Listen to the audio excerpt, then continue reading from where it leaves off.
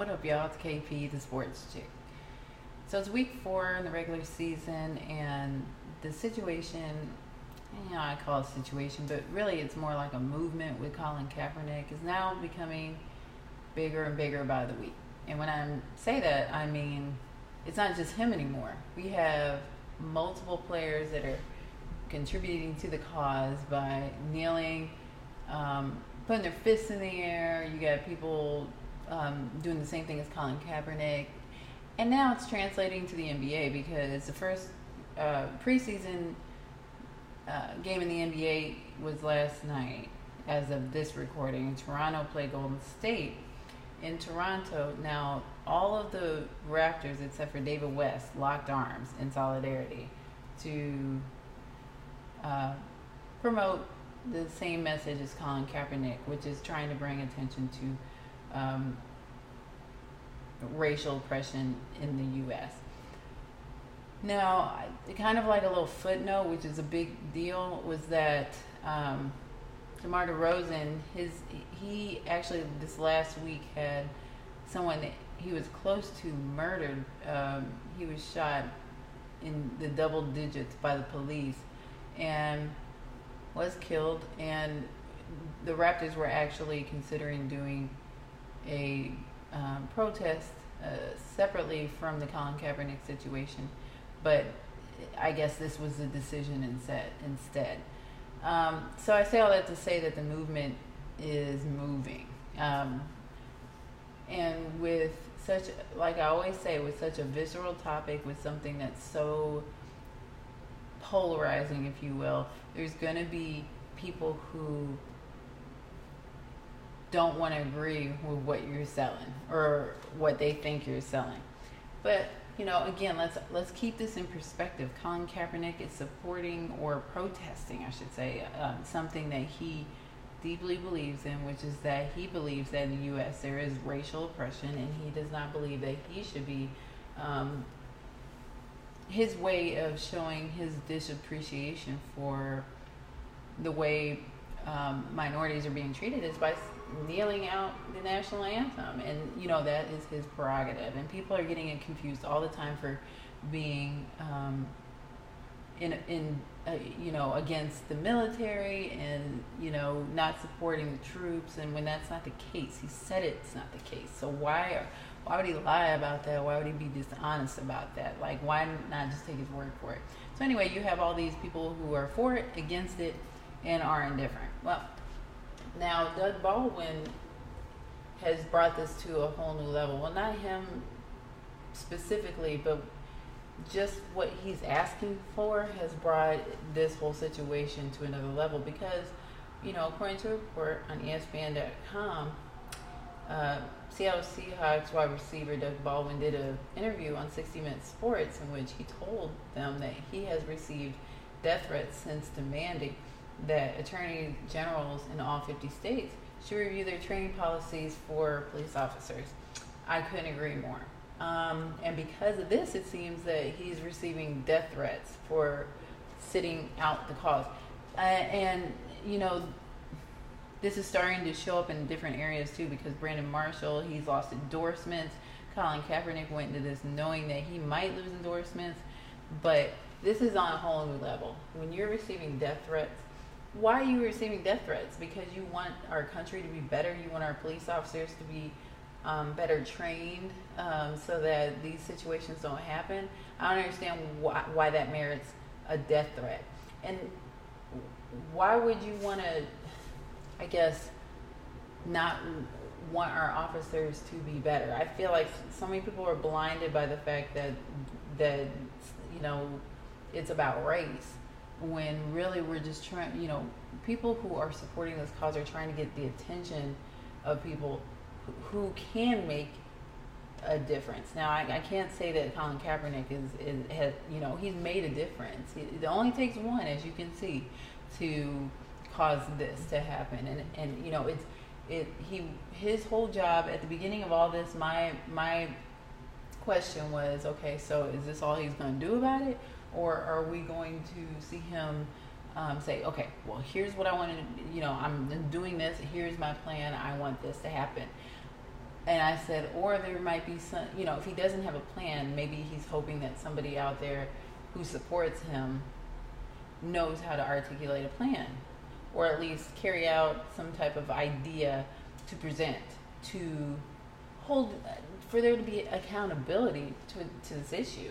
So I think that reviewing the training policies in all 50 states for police officers is a necessity at this point, because apparently the police training is not that great to begin with, as far as when it comes to preparedness and training for unexpected situations or expected situations. Because I don't understand how time after time after time a police officer says that they are in fear of their lives because they feel like a civilian has a firearm on them, and they shoot because they feel like that they're just shooting before the other person shoots them. And it's like, there has to be some training in place to, if you're a police officer, you had to have had some training to show if there's a situation where you feel like a gun or a weapon may be pulled out, that you know how to handle that without killing somebody. How many times now have we seen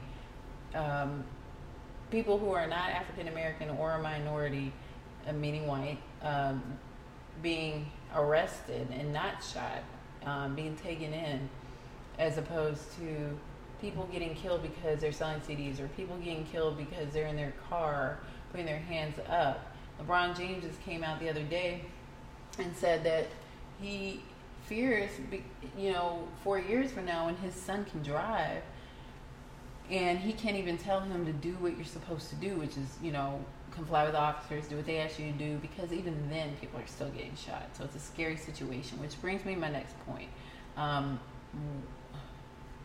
There are, like I said at the beginning of this video, the Raptors have effectively made it known that they are supporting the cause, and they interlocked arms during the Canadian national anthem. It's great. So how does this translate elsewhere in the NBA? There have been, obviously we're going to wonder if the superstars are going to be supporting Colin Kaepernick's situation in a visible way. Steph Curry's already been asked, and LeBron James most notably has been asked. They're both not going to be kneeling or sitting out the national anthem because Steph Curry says that he supports Colin Kaepernick's stance, but he doesn't want to, he's still going to stand for the national anthem. Same thing with LeBron James. He doesn't plan to sit out the national anthem as well. But it's interesting seeing is how, in July, him, Carmelo Anthony, Dwayne Wade, Steph Curry, all these people were at the ESPYs promoting, their concern with the treatment of minorities in America. So it just makes me wonder why are you not, why are you not supporting this cause in some way? Even if you're not singing out the national anthem, I'm just curious about that. But they don't plan to sit it out. They, you got other players that aren't as high on the totem pole, like Patrick Beverly of the Rockets, who says he's going to be not sitting out the national anthem because he said he played in a different country for years, and there would be months at a time where you wouldn't hear the national anthem being played at the games. So he appreciates it. And you know what? Everybody has their own reason why they do or do not. But for there to be death threats because you want to make the police academy better, I can't wrap my head around that. And just for the record, Doug Baldwin's father is a police officer. So I don't understand, why people would think there would be bad intentions. People don't research anymore; they just attack. If they knew, if most people were aware, maybe they are aware and don't care. But I feel like if most people were aware that Doug Baldwin's father is a police officer, then maybe they would be realizing, okay, maybe he wants a good outcome, a positive outcome, not to cause trouble. But again, I don't even see how you wanting to make the police academy better makes you a target for a death threat. So this isn't going away. With the NBA season about to start in a few weeks now, we'll see how this translates and kind of trickles over into the NBA. But it's already hitting. There are other people in other sports who are supporting the movement, as I like to call it now. So, and then, Colin Kaepernick is now getting asked about things that he was not getting asked about, that people didn't care his opinion about this time last year. Like, what did you think about the debate? Specifically, the segment about race. They're asking him these questions now, and he's got to be prepared, whether he likes it or not, to answer these questions. So I want to hear from you because, again, this is a very sensitive topic to a lot of people. Anybody in the U.S., anybody who has an opinion, this is an important situation. Now I want to hear from you. Do you think that death threats are merit or a proper response for a man who's trying to hold accountability for a situation that's seemingly getting out of hand? Because this is not a past tense situation. This is a current situation. So, I guess the question is, what do you think? Like I said, do you think a death threat is warranted in Doug Baldwin's case when he wants to seemingly better the police academy and make things safer for everybody? Make it to where the police aren't just trigger happy or seemingly trigger happy, and make it to where we don't fear the police as a minority. And I'm not speaking for me. I've never experienced anything like that as far as racial profiling. I'm biracial myself, incidentally, like Colin Kaepernick. But, I don't look threatening. So I've never been, I have been profiled, but not in this way. But I like to hear anybody's opinion about this situation. Let me know what you think. Do you think that this has gone too far? This movement has gone too far? Do you think it's time for people to be quiet?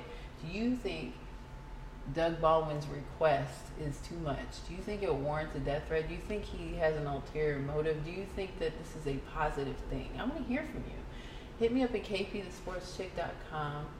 You can find all my social media links there, but you can comment on YouTube, KP the Sports Chick, and I look forward to hearing your comments.